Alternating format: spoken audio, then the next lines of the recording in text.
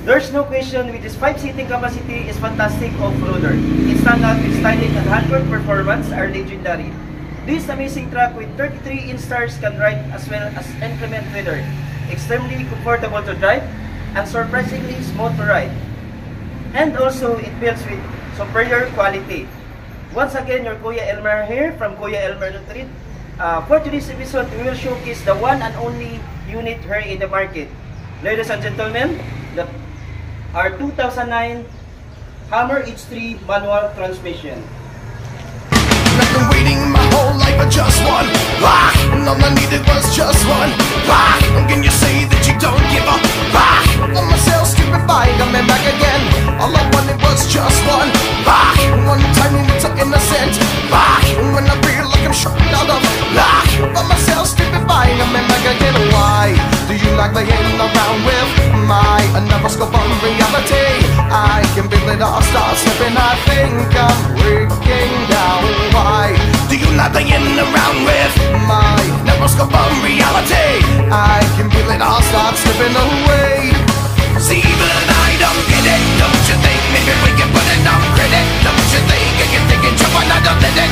I get stupid boy. It's all the same, you say, living it, but I don't get it. Don't you think maybe we can put it on credit? Don't you think I can take it, jump on, I don't let it. I get stupid boy. So mga boss, again, this is the 2009 Hammer H3 manual transmission. Is the only one unit here in the market. So we will showcase the exterior, interior, and also the engine niya. So using right now, Yamaha from. So Buniyang from comes with na siya kung metal cover sa bumper. Chrome na sa siya. The headlight, right and left side. Also ang fog lamp. So ang hood niya, so na siya oy accent na chrome with this design. And niya sa front first clear lang. So proceed ka dun sa right side. So this is already kuha na detailed sa exterior niya. So ang iyahang tires of course 100% yung trims yan rims niya. So first ang logo niya sa H3. So this is the side mirror right side.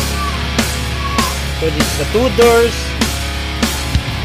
So this is the door lock with ano siya chrome accessories.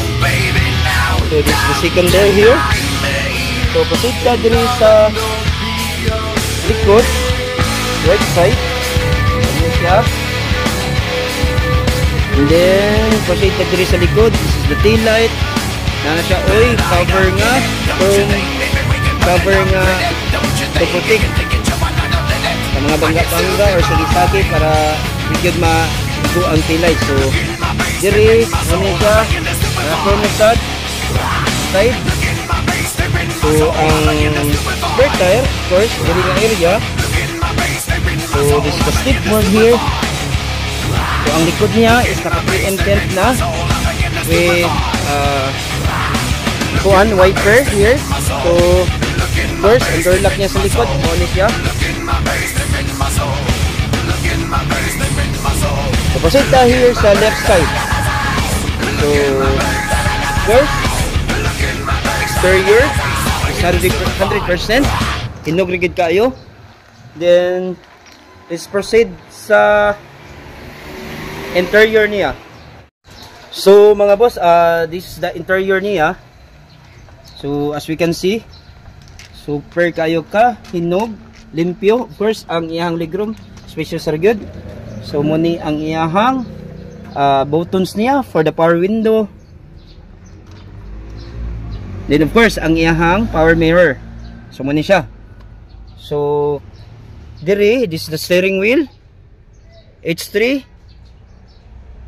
So this the dashboard niya, super kay kalimpyo, and then I guess upgrade na ni ang iyahang kuan, ang iyahang monitor touchscreen. So shifter muna siya.